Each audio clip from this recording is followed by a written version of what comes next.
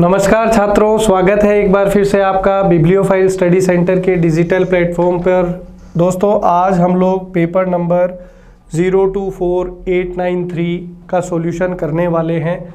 तो आइए शुरू करते हैं। दोस्तों, फर्स्ट जो आपको क्वेश्चन नज़र आ रहा है उसमें हमें वन वर्ड सब्स्टिट्यूशन का क्वेश्चन दिया है।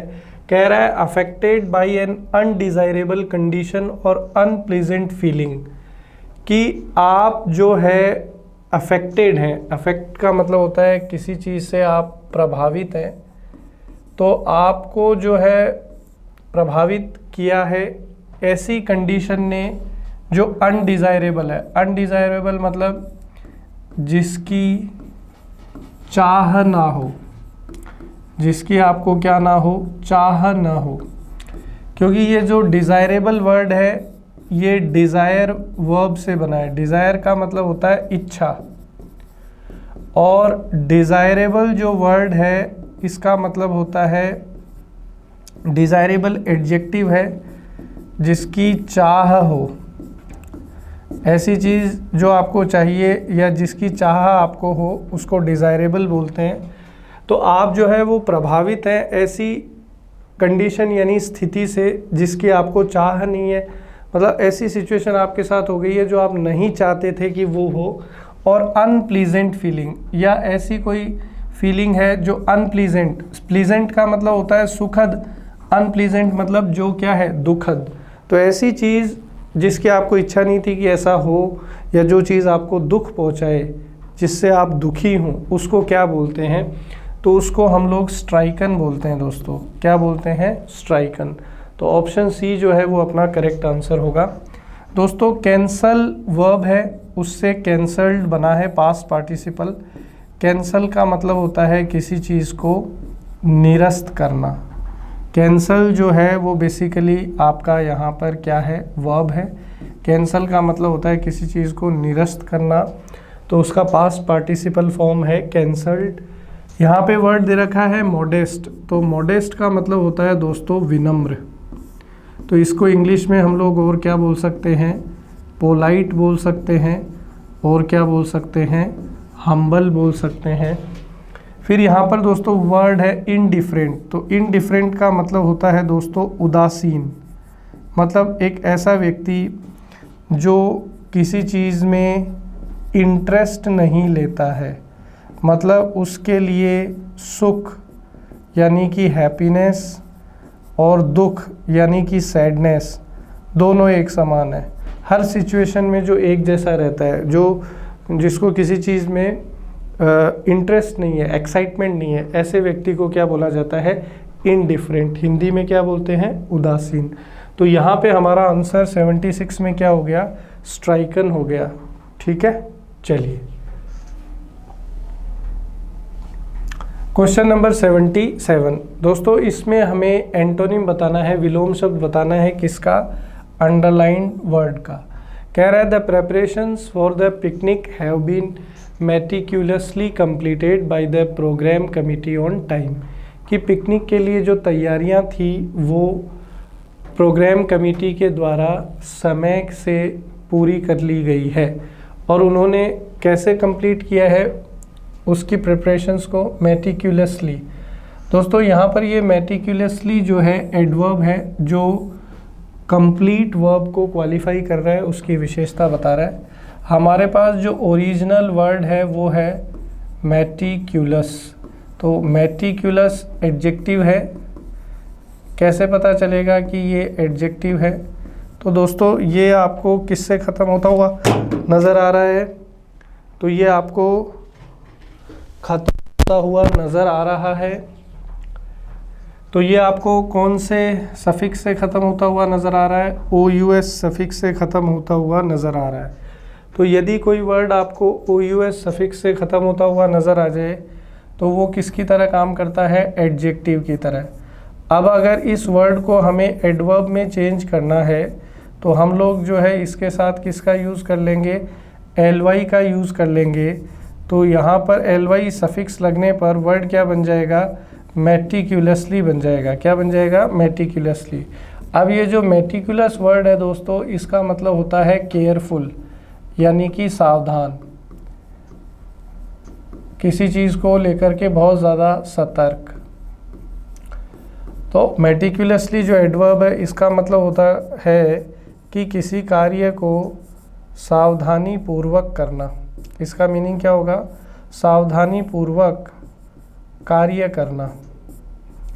तो यहाँ पे जो मीनिंग है वो ये है कि भी उन्होंने, जो प्रोग्राम कमेटी है, उन्होंने पिकनिक की तैयारियों को बहुत ही सावधानी से पूर्ण किया। अब सीरीनली जो वर्ड है ये भी एडवर्ब है, इसका मतलब हो जाएगा पीसफुली। इसका मतलब क्या हो जाएगा? पीसफुली, यानी कि शांति से। प्रूडेंटली का मतलब अगेन केयरफुली हो जाएगा, यानी कि सावधानी से। तो मेटिकुलसली का सिनोनिम हो जाएगा प्रूडेंटली। मेस्मराइजिंग वर्ड से बना है। मेस्मराइजिंग का मतलब होता है मनमोहक, तो मेस्मराइजिंगली का मतलब हो जाएगा मनमोहक तरीके से। मेस्मराइजिंगली का मतलब क्या हो जाएगा? मनमोहक तरीके से। तो यहाँ पे जो वर्ड बचा कैओटिकली, तो जो शब्द है ओरिजिनल एडजेक्टिव है कैओटिक। कैओटिक का मतलब होता है डिसऑर्डर। कैओटिक का मतलब क्या होता है? डिसऑर्डर, यानी कि अस्त व्यस्त। तो कैओटिकली जो एडवर्ब है इसका मतलब हो जाएगा लापरवाही से। इसका क्या मीनिंग हो जाएगा? लापरवाही से। तो हमें एंटोनिम पूछा है, विलोम शब्द पूछा है, तो सावधानी पूर्वक कुछ करना, तो उसका अपोजिट क्या होगा? लापरवाही से कुछ करना। तो यहाँ पर हमारा ऑप्शन बी जो है वो बिल्कुल करेक्ट आंसर होगा। आप इसका स्क्रीनशॉट ले सकते हैं। अब हम लोग आगे बढ़ते हैं। अगला जो क्वेश्चन हमारी स्क्रीन पर है वो हमें कह रहा है कि एप्रोप्रिएट होमोफोन यहाँ से आप चूज़ करिए। जो आपको सेंटेंस दिया है उसमें 4 ऑप्शन है। अब सबसे पहला सवाल हमारे सामने ये आता है कि होमोफोन होता क्या है। ये मैंने आपको पहले भी कई बार बताया है। होमोफोन वो होता है दोस्तों जिसका प्रोनाउंसिएशन क्या है? सेम है। प्रोनाउंसिएशन क्या है? सेम है, यानी कि उच्चारण सेम है, लेकिन स्पेलिंग और मीनिंग यानी कि स्पेलिंग और अर्थ जो है वो क्या है? वो डिफरेंट है। तो ऐसे जो शब्द होते हैं उनको अंग्रेज़ी में हम लोग बोलते हैं होमोफोन्स। तो ये कह रहा है कि डॉक्टर्स जो है उन्होंने उससे दिए और ज़्यादा ताकतवर ड्रग्स मतलब मेडिसिन, दवाई, इस उम्मीद में कि वो जो है शायद रिकवर कर जाए, शायद वो जो है ठीक हो जाए। अब दोस्तों यहाँ पे सबसे पहले वर्ड है वैन का मतलब होता है कब, तो इसकी यहाँ पर पॉसिबिलिटी नहीं है, तो ये हमारा आंसर नहीं हो सकता। ये वाला जो वर्ड है वेन, इसका मतलब होता है दोस्तों नस या शिरा, जिसमें अपना ब्लड बहता है ना, जो ये आपको दिखती है रेड और ब्लू कलर की, तो ये भी यहाँ पर हमारा आंसर नहीं हो पाएगा।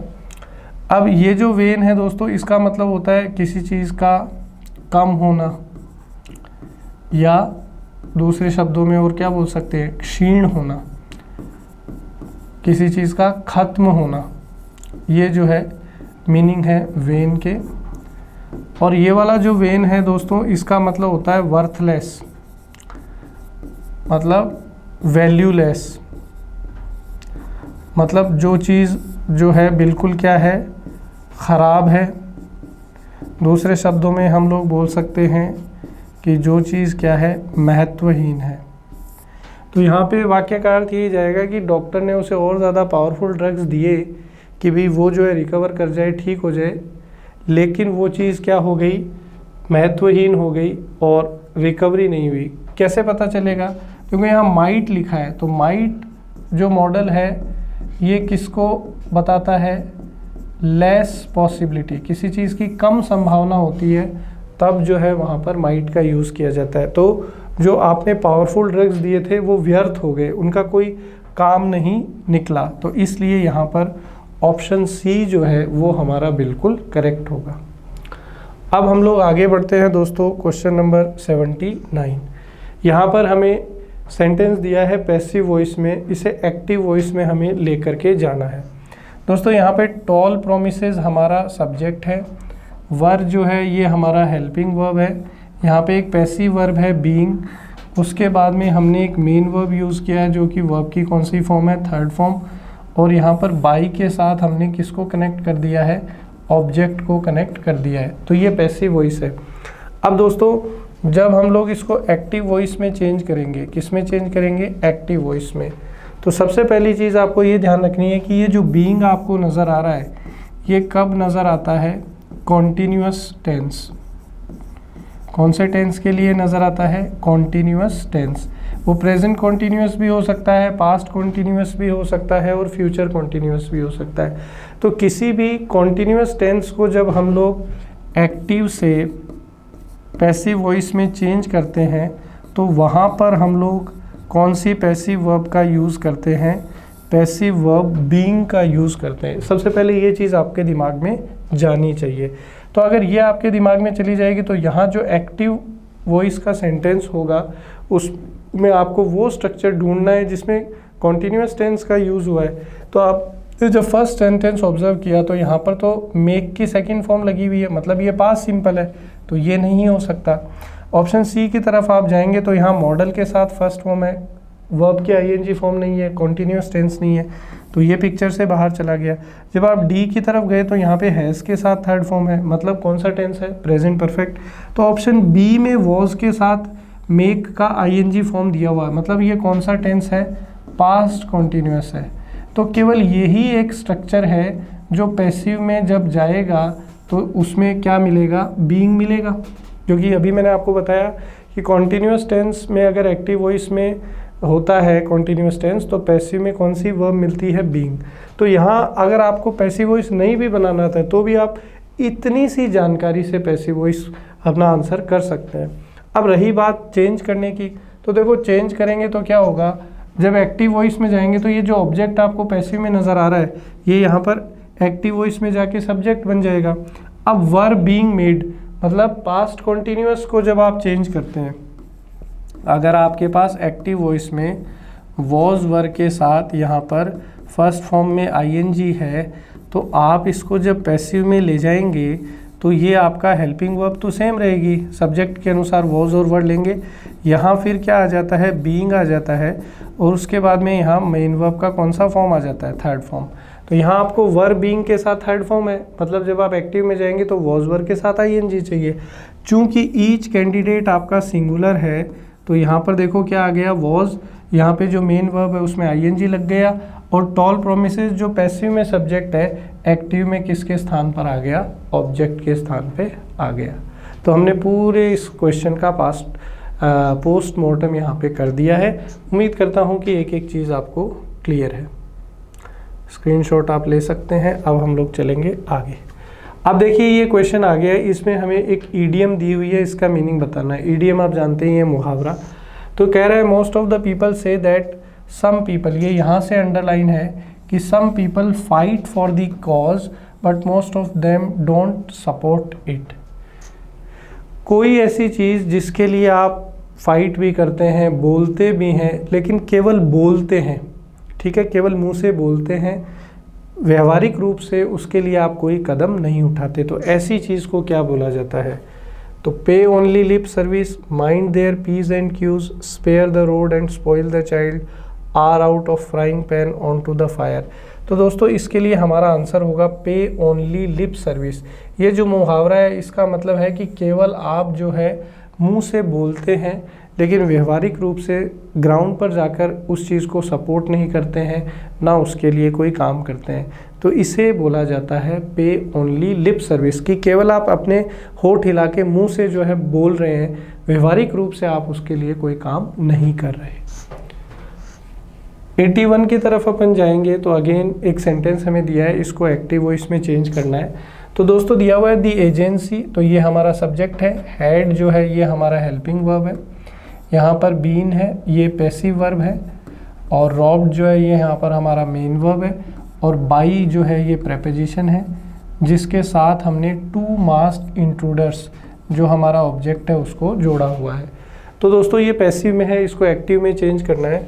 वो चेंज करने से पहले आप सीखिए कि अगर आपको एक्टिव वॉइस में हेड के साथ थर्ड फॉर्म दिया हुआ है मतलब कौन सा टेंस हो गया, पास्ट परफेक्ट। कौन सा टेंस हो गया, पास्ट परफेक्ट। तो पास्ट परफेक्ट का अगर आपको पैसिव वॉइस बनाना है तो इसका पैसिव वॉइस स्ट्रक्चर क्या होता है दोस्तों, हैड आएगा, फिर यहाँ पर बीन आ जाएगा और फिर यहाँ पर मेन वर्ब आएगी, जो वर्ब की कौन सी फॉर्म रहेगी, थर्ड फॉर्म रहेगी। तो यहाँ पर ये जो टू मास्क्ड इंट्रूडर्स है ये ऑब्जेक्ट है पैसिव में, तो एक्टिव में जाएंगे तो ये सब्जेक्ट हो जाएगा और इनके साथ फिर कौन सी हेल्पिंग वर्ब आ जाएगी, हैड आ जाएगी। तो देखिए हैड कहाँ पर है, सेकंड, थर्ड और फोर्थ में है। तो सबसे पहले तो ए चला गया क्योंकि यहाँ पर क्या दे रखा है, हैव। फिर उसके बाद में आपको बीन चाहिए, तो देखो आप देख रहे हो स्ट्रक्चर में बीन आता है, पास्ट परफेक्ट को चेंज करते हैं तो बीन केवल यहाँ है, यहाँ पे नहीं है, तो ये भी गलत हो गया। यहाँ पर भी बीन नहीं है तो ये भी गलत हो गया। तो हमारा आंसर क्या बन जाएगा, ऑप्शन बी। हेड के बाद में बीन आ जाएगा, फिर मेन वर्ब का थर्ड फॉर्म तो रॉब्ड है थर्ड फॉर्म, और फिर ये दो द एजेंसी पैसिव में आपका सब्जेक्ट था, एक्टिव में आके आपका क्या बन जाएगा, ऑब्जेक्ट बन जाएगा। ठीक है दोस्तों, चलिए 82 देखिए, आपको कह रहा है कि सेंटेंस का एक पार्ट है वो अंडरलाइंड है, चेक करना है कि क्या वो ठीक है, अगर नहीं ठीक है तो चेंज करेंगे, अगर ठीक है तो नो इम्प्रूवमेंट उसको रखेंगे। तो ये है the mermaid murmured that it had been very, तो it had been very difficult, ये जो है अंडरलाइंड पार्ट है। मर्मेड का मतलब क्या होता है दोस्तों, मर्मेड का मतलब होता है जल परी। आपने कहानियों में, फिल्मों में और किताबों में ये कहानियाँ देखी होगी, सुनी होंगी कि भी जल से जो है लड़की के आकार में एक मछली टाइप होती है जो जीवित होती है लड़की जैसी। ये हो सकता है काल्पनिक कथाएं हो, वास्तव में ऐसा नहीं होता हो। तो उस जीव को, मतलब जो मछली और कन्या, मत्स्य कन्या भी इसको बोला जाता है और हिंदी में हम लोग इसको क्या बोलते हैं, जलपरी। तो जलपरी जो है मर्मर्ड, मर्मर का मतलब होता है दोस्तों फुसफुसाना। इसका मतलब क्या होता है, फुसफुसाना। फुसफुसाना मतलब बहुत ही धीरे से बोलना, एकदम धीमी आवाज़ में, जिसको सुनने में बहुत तकलीफ हो। तो कह रहा है कि जो जलपरी थी उसने फुसफुसाया, बहुत धीमे आवाज़ में कहा कि उसके लिए बहुत ज़्यादा मुश्किल है मानव सभ्यता के साथ रहना। तो बिल्कुल भी मानव के साथ उसका रहना बहुत मुश्किल है, क्योंकि जो उसका वास्तविक जो उत्पत्ति है वो तो जानवर की तरह ही है, एनिमल की तरह ही है, फिश की तरह ही है। तो मनुष्य की सभ्यता में रहना उसके लिए बड़ा कठिन है। तो ये it had been very difficult को अंडरलाइन किया था।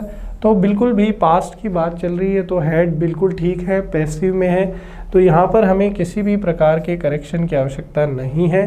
तो ऑप्शन डी हमारा ठीक है। अब हम लोग आगे चलते हैं दोस्तों 83। हमें यहाँ पर कह रहा है कि सेंटेंस के इस पार्ट में कोई एरर है ग्रामेटिकली, उसको हमें चेक करना है। कह रहा है Suman has bought a black and a white shawl to wear with her new dress, कि सुमन जो है एक ब्लैक और वाइट शॉल लाई है पहनने के लिए अपनी नई ड्रेस के साथ। दोस्तों यहाँ ध्यान दीजिए क्या लिखा हुआ है, a black and a white shawl. दोस्तों ब्लैक जो एडजेक्टिव है उससे पहले भी आर्टिकल है, वाइट से पहले भी क्या है, आर्टिकल। दोस्तों अगर हम लोग दो सब्जेक्ट यूज़ करते हैं और दोनों के लिए डिफरेंट आर्टिकल लेते हैं तो उसका मतलब ये होता है कि भी हमारा सब्जेक्ट जो है या हम जिस चीज़ की बात कर रहे हैं वो कैसा है, प्लूरल है, बहुवचन है। सब्जेक्ट वर्ब एग्रीमेंट का ये नियम है कि अगर हम लोग दो आर्टिकल से, जैसे मैं यहाँ लिखता हूँ दी डायरेक्टर और मैं यहाँ पर लिखता हूँ एंड दी प्रोड्यूसर, तो इसका मतलब ये होता है दोस्तों कि एक हमारा व्यक्ति डायरेक्टर है और एक हमारा व्यक्ति प्रोड्यूसर है। तो अल्टीमेटली अपने पास कितने सब्जेक्ट हैं, दो सब्जेक्ट हैं। अगर मैं इसको इसी तरीके से लिखता हूँ दी डायरेक्टर एंड प्रोड्यूसर, अगर मैं इसको इस तरीके से लिखता हूँ दी डायरेक्टर एंड प्रोड्यूसर, तो यहाँ director subject number 1, producer subject number 2 नहीं होगा। एक आर्टिकल है, इसका मतलब है कि एक ही व्यक्ति है जो डायरेक्टर भी है और प्रोड्यूसर भी है। तो अगर यहाँ पर आप डिफरेंट आर्टिकल ले रहे हो तो इसका मतलब फिर यहाँ शॉल नहीं होना चाहिए था, क्या होना चाहिए था, शॉल्स होना चाहिए था। क्योंकि शॉल्स होता तो इसका मतलब दो अलग अलग शॉल है, एक ब्लैक कलर की एक वाइट कलर की, लेकिन यहाँ पे शॉल लिखा हुआ है, इसका मतलब एक ही है शॉल, तो इसलिए एक ही आर्टिकल की ज़रूरत है। वाइट से पहले यहाँ पर आर्टिकल की आवश्यकता हमें नहीं है। तो कौन से पार्ट में एरर हो गया, पार्ट बी में ए ब्लैक एंड वाइट शॉल होगा। ठीक है, अगर शॉल्स होता तो फिर हमारा ये दूसरा आर्टिकल क्या होता, जस्टिफाइड होता। ठीक है, तो सब्जेक्ट वर्ब एग्रीमेंट का एक अच्छा क्वेश्चन ये है, क्लास में इस कॉन्सेप्ट को हम लोग कई बार पढ़ते हैं, तो मेरे ख्याल में आपको दिक्कत नहीं हुई है, बी बिल्कुल आपका ठीक हो जाएगा। 84 की तरफ चलते हैं। अगेन एरर फाइंड आउट करना है। कह रहा है a lot of adulterants are chemicals. Adulterants का मतलब होता है दोस्तों मिलावटी तत्व। अडल्ट्रेंट्स का मतलब क्या होता है, मिलावटी तत्व। आप जानते हैं आजकल भोजन में और कोई भी चीज़ हम लोग खरीदते हैं खाने पीने की, तो उसमें बहुत सारे केमिकल्स वगैरह आते हैं। तो ये कह रहा है कि ज़्यादातर जो मिलावटी तत्व हैं वो केमिकल्स होते हैं और वो बहुत ज़्यादा स्वास्थ्य संबंधित समस्याएं उत्पन्न करते हैं बच्चों में और वयस्क में। तो यहाँ पर देखिए रेंज से पहले आपको क्या दिया हुआ है, एन। दोस्तों रेंज जो है वो एक अनकाउंटेबल नाउन है। कैसा नाउन है, अनकाउंटेबल नाउन है। तो दोस्तों ए और एन का प्रयोग जब हम लोग आर्टिकल चैप्टर पढ़ते हैं तो ये चीज़ हम चीख चीख के सीखते हैं कि ए और एन का प्रयोग हमेशा किससे पहले होगा, सिंगुलर काउंटेबल नाउन से पहले होगा। ए और एन का प्रयोग हमेशा किससे पहले होगा, सिंगुलर काउंटेबल नाउन से पहले होगा। ए और एन का प्रयोग कभी भी हम लोग अनकाउंटेबल नाउन के लिए नहीं करते हैं। तो जब यहाँ रेंज अनकाउंटेबल नाउन हो गया तो यहाँ पर फिर हम लोग जो है किसका उपयोग नहीं कर सकते, आर्टिकल एन का उपयोग नहीं कर सकते। तो ये सीधा बना सकते हैं, lot of adulterants are chemicals that can lead to range of health problems. अब अगर आप इसके लिए आर्टिकल लेना चाहते हो और इस रेंज को अगर सिंगुलर काउंटेबल में कन्वर्ट करते हो तो फिर पॉसिबिलिटी बनेगी, तो किसकी पॉसिबिलिटी बन सकती है, ए की पॉसिबिलिटी बन सकती है। कैसे, क्योंकि भाई आर जो है यहाँ पर इसका जो पहला लेटर है उसका जो प्रोनाउंसिएशन है वो किसका है, वोवेल का नहीं है, किसका है, कॉन्सोनेंट का है। तो अगर कॉन्सोनेंट का प्रोनाउंसिएशन हो तो फिर हम लोग किसका यूज़ कर सकते हैं, ए का यूज़ कर सकते हैं। तो यहाँ पर जो है ये हो जाएगा, a lot of adulterants are chemicals that can lead to a range of health problems. ठीक है, तो यहाँ पर ये गड़बड़ हो गई। तो चूंकि अनकाउंटेबल है तो ए और एन की पॉसिबिलिटी नहीं है, और अगर फिर भी आप इसको काउंटेबल कंसीडर करते हैं तो भी किसकी संभावना बन सकती है, ए की संभावना बन सकती है। एन तो किसी भी सूरत में नहीं आएगा। एन कब आता, जब यहाँ पे फर्स्ट लेटर का प्रोनाउंसिएशन वोवेल का होता, हिंदी लैंग्वेज के वोवेल का। चलिए 85 की तरफ चलते हैं। आपको जो गलत स्पेलिंग दी हुई है उसको आइडेंटिफाई करना है। कह रहा है द ग्रीक्स। दोस्तों ग्रीक जो शब्द है ये यूज़ किया जाता है ग्रीस के निवासी के लिए। ग्रीस जो है जिसको हम लोग यूनान के नाम से जानते हैं, एक यूरोपियन देश है, वहाँ के निवासी क्या कहलाते हैं, ग्रीक्स। तो कह रहा है कि the Greeks are considered to be a courageous race, कि ये जो ग्रीक प्रजाति है, जो ग्रीस के निवासी हैं, यानी यूनानी जो लोग हैं, यूनानी नस्ल के जो लोग हैं, उन्हें समझा जाता है कि वो बहुत बहादुर हैं, उनके पास बहुत ज़्यादा नॉलेज है, खूबसूरती है और बुद्धिमत्ता है। तो दोस्तों नॉलेज की स्पेलिंग बिल्कुल ठीक है, वैल्यूइंग की स्पेलिंग बिल्कुल ठीक है, करेजियस यानी बहादुर ये स्पेलिंग बिल्कुल ठीक है, लेकिन विजडम यानी बुद्धिमत्ता इसकी स्पेलिंग गलत है। सही स्पेलिंग होती है WISDOM, और विजडम का हिंदी अर्थ क्या होता है, बुद्धिमत्ता। विजडम का हिंदी अर्थ क्या होता है, बुद्धिमत्ता।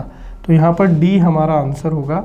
विजडम की जो स्पेलिंग थी उसमें ये एक तो आई नहीं आना चाहिए था और ये एक या आई यहाँ पर नहीं आना चाहिए था। WISDOM ये स्पेलिंग होती है विजडम की, तो यही गलत है स्पेलिंग है, तो ये हमारा आंसर हो जाएगा ऑप्शन डी।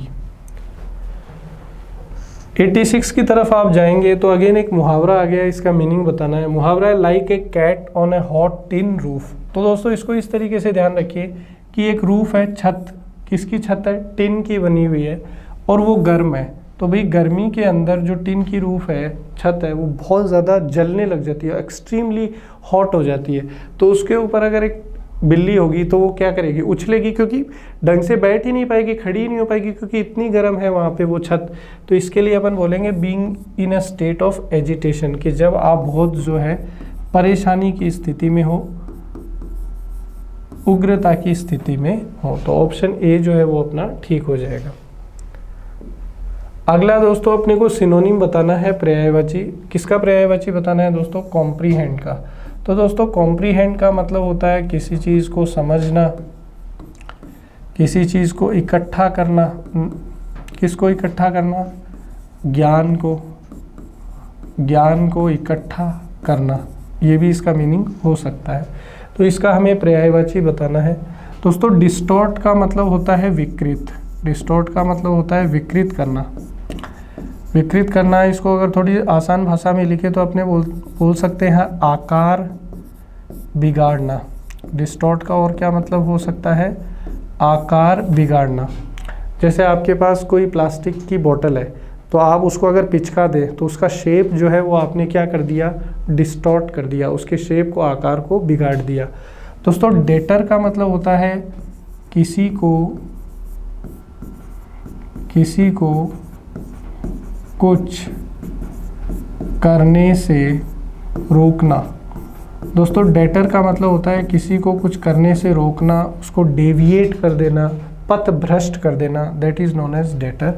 दोस्तों कॉम्प्लेक्स का मतलब होता है जटिल। तो हमारा आंसर हो जाएगा एसिमिलेट, क्योंकि एसिमिलेट का मतलब होता है नॉलेज को इकट्ठा करना, चीज़ों को जोड़कर किसी चीज़ को समझने का प्रयास करना। तो कॉम्प्रीहेंड का सिनोनिम क्या हो सकता है? एसिमिलेट हो सकता है। दोस्तों आगे बढ़ेंगे तो हमें विलोम शब्द बताना है इंटेंसिव का। दोस्तों इंटेंसिव जो एडजेक्टिव है ये कहाँ से बना है? इंटेंस से बना है। कहाँ से बना है? इंटेंस। तो इंटेंस का मतलब होता है गहन या गंभीर। तो इसका विलोम शब्द चाहिए हमें। दोस्तों फियर्स का मतलब होता है आक्रामक। फियर्स का मतलब क्या होता है? आक्रामक। इसके लिए एक अच्छा वर्ड आप क्या ले सकते हैं? एग्रेसिव। क्या ले सकते हैं? एग्रेसिव। रीट का मतलब होता है दोस्तों क्राइम, अपराध को बोलते हैं रीट। सुपरफिशियल का मतलब होता है दोस्तों ऊपर ऊपर से, ऊपर ऊपर से। दूसरे शब्दों में अपन बोल सकते हैं सतह से। मतलब आप जो है किसी चीज़ की गहराई में नहीं जा रहे, किसी चीज़ को गंभीरता से नहीं ले रहे, गहनता से नहीं ले रहे। तो विलोम शब्द की बात करें तो इंटेंसिव का विलोम शब्द क्या हो जाएगा दोस्तों? सुपरफिशियल। एक वर्ड है डेयर। तो दोस्तों डेयर का अर्थ होता है दुस्साहस। डेयर का अर्थ क्या होता है? दुस्साहस। आगे बढ़ते हैं दोस्तों 89। हमें नो सब्स्टिट्यूशन का क्वेश्चन आ गया। कह रहा है the invigilator did not know that the 4 friends were exchanging notes right at the front of him. तो ये at the front of him इसमें अंडरलाइंड है दोस्तों। ये कह रहा है इन्विजिलेटर। इन्विजिलेटर मतलब वो व्यक्ति जो जब परीक्षा लगती है तो विद्यार्थियों का ध्यान करता है कि भाई सब ढंग से एग्ज़ाम कर तो रहे हैं, कोई नकल तो नहीं कर रहा। तो कह रहा है कि invigilator did not know, invigilator ये नहीं जानता था। क्या नहीं जानता था? कि that the 4 friends were exchanging notes right at the front of him. कि 4 जो दोस्त है वो एकदम उसके सामने, उसकी आँख के सामने जो है अपनी नोट्स या कॉपियाँ जो है वो क्या कर रहे हैं? एक्सचेंज कर रहे हैं, बदल रहे हैं। तो exchanging notes right at the front of him नहीं होगा दोस्तों, right in the front of him. तो यहाँ पर ये जो फ्रेज़ बनता है वो बनता है दोस्तों राइट इन फ्रंट। तो राइट इन फ्रंट का मतलब होता है बिल्कुल, राइट इन फ्रंट का मतलब होता है बिल्कुल आँखों के सामने। दूसरे शब्दों में हम लोग बोल सकते हैं नाक के नीचे, कि बिल्कुल आपके सामने कोई चीज़ हो रही है एकदम। ठीक है, तो यहाँ पर जो है इन फ्रंट ऑफ हिम बिल्कुल ठीक होगा, ना कि at the front of him. Question number 90 जो है दोस्तों, इसके अंदर हमें सिनोनिम बताना है। कह रहा है in order to protect his identity the spy had to efface. ये जो वर्ड है इफेस, इसको अंडरलाइन किया गया है दोस्तों। तो ये कह रहा है कि इसका हमें क्या बताना है? सिनोनिम पर्यायवाची। In order to protect his identity the spy had to efface all evidence of his true name and occupation from his personal documents. कह रहा है कि अपनी पहचान, आइडेंटिटी का मतलब होता है पहचान, तो अपनी पहचान को बचाने के लिए, सुरक्षित करने के लिए जो स्पाई था यानी कि जासूस जो था उसे इफेस करना पड़ा, उसके क्या करना पड़ा, मिटाना पड़ा, उसे क्या करना पड़ा, मिटाना पड़ा, नष्ट करना पड़ा। क्या मिटाना या नष्ट करना पड़ा, all evidence of his true name, सारे सबूत, उसका जो ओरिजिनल वास्तविक नाम था, उसकी जो पहचान थी, उससे संबंधित सारे सबूत उसे मिटाने पड़े और अपने सारे व्यवसाय और व्यक्तिगत डॉक्यूमेंट्स से रिलेटेड जो जानकारी थी उनको नष्ट करना पड़ा ताकि वो अपनी पहचान को सुरक्षित रख सके, बचा सके। तो दोस्तों इफेस का मतलब होता है किसी चीज़ को मिटाना या नष्ट करना, तो इसका पर्यायवाची हो जाएगा डेस्ट्रॉय, क्योंकि डेस्ट्रॉय का भी अर्थ क्या होता है, किसी चीज़ को मिटाना या नष्ट करना। दोस्तों क्लैरिफाई का मतलब होता है किसी चीज़ को स्पष्ट करना, किसी चीज़ को क्या करना, स्पष्ट करना। कई बार लोगों के बीच में गलत फहमी हो जाती है तो वो कहते हैं कि भाई अपने बीच जो भी बात है उसको क्लियर करो, क्लैरिफाई करो, मतलब किसी चीज़ को स्पष्ट करना। मेंटेन का मतलब होता है दोस्तों बनाए रखना, मेंटेन का मतलब क्या होता है, बनाए रखना। और रिवील का मतलब होता है उजागर करना, उजागर करना। क्या चीज़ उजागर करना, तो भाई जो चीज़ सीक्रेट है, रहस्य है, उसको क्या कर देना, सबके सामने ले आना। दूसरे शब्दों में और क्या बोल सकते हैं, पर्दाफाश करना। क्या करना, पर्दाफाश करना। इसके लिए एक ईडियम अक्सर एसएससी एग्जाम्स में पूछा जाता है, स्पिल द बीन्स। तो दोस्तों स्पिल द बीन्स का मतलब क्या होता है, रहस्य उजागर करना, रिवील द सीक्रेट। एक और ईडियम एसएससी अक्सर पूछता है, थ्रो अप दी कार्ड्स। तो थ्रो अप दी कार्ड्स का भी मतलब क्या होता है, रहस्य उजागर कर देना, टू रिवील समथिंग। आगे बढ़ते हैं दोस्तों, क्वेश्चन नंबर 91 पैरा जंबल का क्वेश्चन है। तो इसमें हमको सबसे पहले ओपनिंग स्टेटमेंट के ऊपर ध्यान देना है। हमने सीखा हुआ है कि ओपनिंग स्टेटमेंट जो हमारा होता है वो बेसिकली प्रॉपर नाउन से शुरू होता है। तो अगर अपन यहाँ पर ध्यान दें तो दिया हुआ है दी लोटस टेम्पल, ये प्रॉपर नाउन है तो यहाँ से शुरुआत हो जाएगी कि the lotus temple has always enjoyed. क्या इंजॉय किया है लोटस टेम्पल ने, एक पॉपुलैरिटी, काफ़ी ज़्यादा लोकप्रियता है लोटस टेम्पल की। तो क्यू के बाद में पी होगा, un unparalleled popularity throughout the length and breadth of India from the earliest times down to the present day as shown by its predominance in literature and art. तो वो popularity कहाँ पर उसने experience करी है lotus temple ने, पूरे भारत के अंदर। तो यहाँ से हमारी जो होगा क्यू के बाद पी, पी के बाद एस और अंत में फिर क्या आ जाएगा आर। तो मेरे अकॉर्डिंग ऑप्शन डी जो है इसमें हमारा बिल्कुल ठीक होगा। अब अगर अपन आगे चलें तो क्वेश्चन नंबर 92 की अगर बात करें तो सेंटेंस है the theory of philosophy of law, कि जो कानून की जो अध्ययन है या उसका जो नॉलेज है उसको क्या बोला जाता है, तो उसको ज्यूरिस्प्रूडेंस बोला जाता है दोस्तों। फीलिया का मतलब होता है फॉन्डनेस, फीलिया का मतलब होता है फॉन्डनेस, फॉन्डनेस का मतलब होता है पसंदगी या लाइकनेस, ठीक है। पैसिफिज्म का मतलब होता है शांतिवाद, पैसिफिज्म का मतलब क्या होता है, शांतिवाद। और कॉस्मोलॉजी का मतलब होता है स्टडी ऑफ यूनिवर्स, यानी कि जो ब्रह्मांड का जो अध्ययन होता है उसको हम लोग कॉस्मोलॉजी बोलते हैं। ये लॉजी जो है शब्द, ये रूट वर्ड है स्टडी के लिए। तो जहाँ पर भी ये आएगा अध्ययन से संबंधित इसका अर्थ होगा। ये फीलिया जो है ये भी रूट वर्ड फिलो से संबंधित है, जिसका मतलब होता है किसी चीज़ को पसंद करना। अगला 93 की तरफ अपन जाएंगे तो अगेन वन वर्ड है, कह रहा है animals especially on a farm regarded as an asset. कहीं खेत में या किसी के घर पर जो पशु होते हैं, जो एक तरीके से संपत्ति भी मानी जाती है, पशुधन, जो गाय भैंस बकरी वगैरह लोग पालते हैं, तो उसको क्या बोला जाता है, तो उसको लाइफ स्टॉक बोला जाता है दोस्तों। हिंदी में बोलते हैं पशुधन। पशुधन क्योंकि उन पशुओं को दूध बेचकर, घी बेचकर लोग जो है वो अर्निंग्स करते हैं, कमाई करते हैं। दोस्तों लिविड का मतलब होता है एक्सट्रीमली एंग्री। लिविड का मतलब होता है एक्सट्रीमली एंग्री, बहुत ज़्यादा गुस्सा हो जाना, नाराज़ हो जाना। लाइवरी स्टेबल का मतलब होता है दोस्तों किराए का अस्तबल। स्टेबल का मतलब अस्तबल होता है, लाइवरी मतलब ऐसा अस्तबल जहाँ पर किराया देकर घोड़े को रखा जाता है, उसको हम लोग बोलते हैं लाइवरी स्टेबल। वर्ड है लाइवलीहुड। लाइवलीहुड का मतलब होता है दोस्तों आजीविका। तो यहाँ पे हमारा आंसर है ऑप्शन सी। 94 की तरफ अपन चले तो बी विचिंग का सिनोनिम पर्यायवाची बताना है।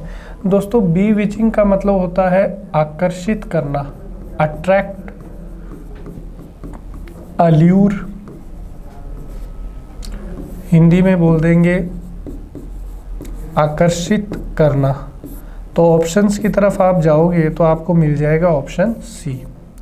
पेनफुल का मतलब होता है दोस्तों पीड़ादायक। कोई ऐसी चीज़ जो आपको दर्द पहुंचाए, पीड़ा पहुंचाए, उसको पेनफुल बोलते हैं। रूड का मतलब होता है दोस्तों अक्खड़। रूड का मतलब क्या होता है? अक्खड़, बहुत ज़्यादा मतलब जिसकी बोलचाल अच्छी नहीं हो, सभ्य नहीं हो। रिपल्सिव का मतलब होता है दोस्तों घृणास्पद, जिससे घृणा की जाए या जो घृणा के लायक हो उसको रिपल्सिव बोलते हैं। अगला है दोस्तों 95, गलत स्पेलिंग हमें ढूंढनी है। कह रहा है after hours of persistent pursuit of persecution the little prince was at last deserted by the rebel and left to himself. कह रहा है कि घंटों लगातार जो है रेबल का मतलब होता है दोस्तों एंग्री मॉब, गुस्से वाली जो भीड़ होती है। एंग्री मॉब नहीं बोलेंगे, क्राउड बोलेंगे, क्योंकि मॉब का तो मतलब ही गुस्से वाली भीड़ होता है। तो वो भीड़ जो बहुत ज़्यादा गुस्से में थी, उसने प्रिंस जो राजकुमार था उसको बहुत ज़्यादा जो है मारा पीटा घंटों, और अंत में उसे फिर अकेला छोड़ दिया। डेजर्टेड का मतलब होता है किसी को त्यागना या छोड़ना। तो यहाँ सही परसिस्टेंट का मतलब होता है लगातार, परस्यूट का मतलब होता है किसी चीज़ को करना। परसिक्यूशन की स्पेलिंग गलत है दोस्तों, यहाँ पे सी की जगह एस आएगा। परसिक्यूशन का मतलब होता है किसी को पीड़ा देना। तो यहाँ पर डेजर्टेड की स्पेलिंग सही है, रेबल की सही है, परसिस्टेंट की सही है। गलत स्पेलिंग परसिक्यूशन की है, सी की जगह एस आएगा। तो गलत स्पेलिंग ही हमें बतानी है, तो ऑप्शन बी हमारा करेक्ट आंसर है। परसिक्यूशन का मतलब होता है किसी को पीड़ा देना। आगे चलते हैं दोस्तों, अब क्लोज टेस्ट है। क्लोज टेस्ट को करने का तरीका क्या है, इसको पूरा पढ़ेंगे और जो भी उचित होगा उसमें लगा देंगे। कह रहा है as I dash the stream and began climbing the hill the grunting and chattering increased as though the langurs were trying to warn me of some hidden danger. लेखक कह रहा है कि जैसे जैसे मैं पहाड़ी पे चढ़ता जा रहा था और बगल में से जो स्ट्रीम मतलब झरना या पानी जो बह रहा था, उससे मैं जैसे ही आगे निकला तो वहाँ पे जो है शोर बढ़ता जा रहा था। आसपास में कुछ लंगूर्स थे, मंकी थे। तो एक को ऐसा प्रतीत हो रहा था कि वो बंदर या लंगूर जो है वो उसे आने वाले खतरे से आगाह कर रहे हैं। I looked up and saw a great orange gold leopard, sleek and spotted, dash on a rock about 20 feet away from me। और लेखक जब ये सुन ही रहा था शोर, तभी उसने देखा कि उससे करीबन 20 फीट दूर जो है वहाँ पर उसे एक लेपर्ड दिखा। ऑरेंज गोल्ड मतलब उसका जो कलर था वो नारंगी और सुनहरा जैसा था। Briefly and with an air of disdain and the sprang into a dense thick making no sound as it is melted into the shadows। और लेखक ने कहा कि वो जो लेपर्ड था वो वहाँ पर उसने देखा और कुछ ही क्षण में वो जो है उस घने जंगल में खो गया, कि जैसे उसकी जो परछाई है वो वहाँ पर पिघल गई हो, इस तरीके से एकदम से गायब हो गया। I had dash the leopard in his quest for food. लेखक कह रहा है कि वो लेपर्ड वहाँ पर जो है भोजन की खोज में आया था और मैंने शायद उसको डिस्टर्ब कर दिया था। But a little later I heard the quickening cry of a barking deer as it fled through the forest. और थोड़े क्षण बाद लेखक ने वहाँ पर एक हिरन की जो है आवाज़ सुनी भागने और चीखने की। After that I did not see the leopard again. और लेखक ने कहा कि उसके बाद जो है उसने वो लेपर्ड वहाँ पे नहीं देखा। तो अब जब ऑप्शंस की तरफ जाएं तो पहला कह रहा है as I dash the stream. अब स्ट्रीम को उसने क्या किया है, भी पार किया है। तो किसी चीज़ को पार करने, ड्राउन का मतलब तो डूबना है, ड्राउन का मतलब तो डूबना है। तो अगर स्ट्रीम में डूब जाएगा तो आगे लेपर्ड कैसे दिखेगा, तो ये तो नहीं हो सकता। एंटर प्रवेश करना, क्रॉस मतलब किसी चीज़ को पार करना।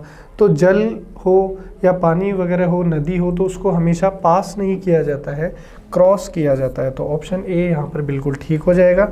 सेकंड कह रहा है कि I looked up and saw a great orange golden leopard sleek and spotted dash on a rock.